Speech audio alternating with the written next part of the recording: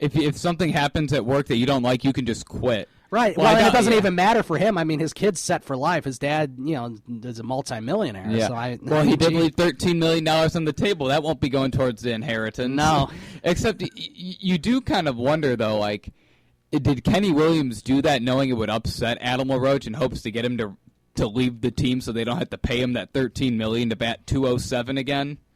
I mean, could it like softly behind the scenes, could they have hoped that would happen?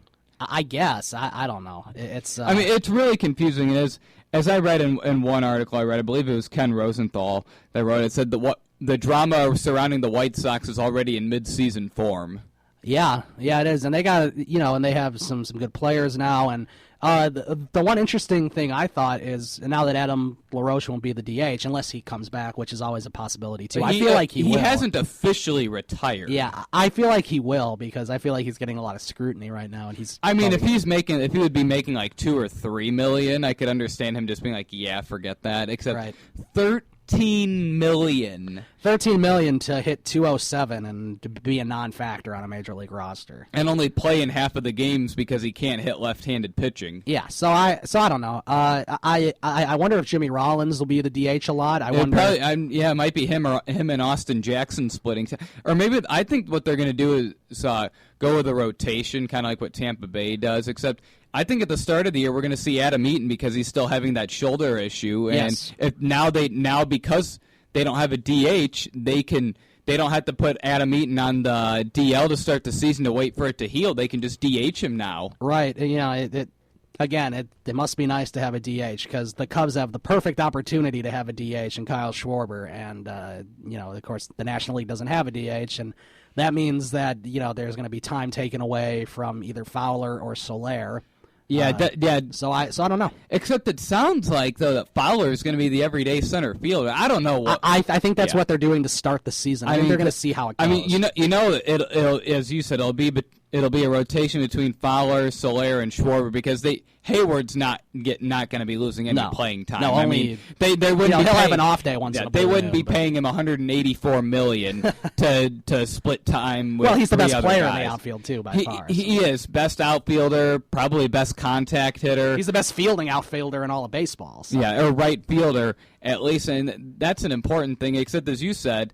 He might get a few more days off than he would if he were with another team because, to stay just a tad extra fresh later in the season, you can afford to give him those days off because you have that depth. Yep. Yeah, that's true. And then it'll be interesting to see what happens next year because David Ross will be gone. Montero would be the catcher, and then Schwarber probably would back him up unless Wilson Contreras is ready to be called up, then maybe he would. Which that's always a possibility, or they might just go with a veteran catcher as the backup, except they also could trade Montero because he has 1 year left on his deal after this. Yeah, I think he still has some value. A little bit of value. I think his value maybe went down. He's getting close to the end of his career. I wouldn't say he's done yet, but he's close. I think he's been in the league for 9 years. You could probably find a decent trade partner because teams will want a catcher that can hit and play pretty solid defense, and maybe you eat a few million to maybe get an extra prospect in return. Yeah, see, it's a lot more fun to talk about the Cubs than it is about the White Sox, especially it's with fun talking about Adam the White LaRoche. Sox when they have things going on mid-season that is just like a joke, like Adam Eaton not running out a double play ball, or saying that it didn't matter that he just literally let a pop-up drop in front of him. Right. The one thing I'm very interested to hear is the new play-by-play announcer for the home games for the White Sox. I think that'll be very interesting. Him and Steve Stone. I watched spring training. His name is Jason something. I forget his last name, but his name's Jason. He's a pretty good play-by-play announcer. He was working with like ESPN, ESPN3 and stuff. And, of course, he's going to be doing all the home games except for the Cubs series and the opening series, I think, for the White Sox. I think Hawk's only doing home opener. Yeah, he's doing home opener games. and the Cubs one. Otherwise, he'll be doing all the away ones. It's easier for him to travel, when he can go on a bus, and he's staying at the team hotel and everything, so it's a lot easier for him.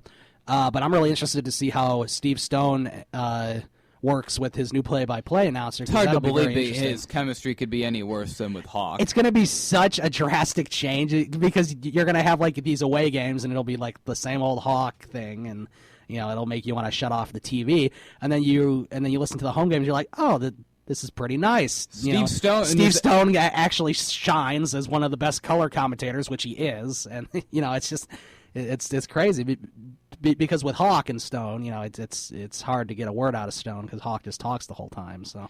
Right, and he does Steve's job for him, and then Steve doesn't know what to say. Right, and that's why there's so much dead air in the broadcast, because when Hawk doesn't say anything, it's not really Steve's job to say anything at certain parts of the game. Oh, you mean like when the White Sox give up a walk-off homer and the moment the ball's hit, he says nothing? Yeah, and then there's like silence for 45-plus seconds. That's not good. But I mean, and that's something that's gotten worse as the years have gone on, is now when they just start losing badly, Hawk just stops talking. Right.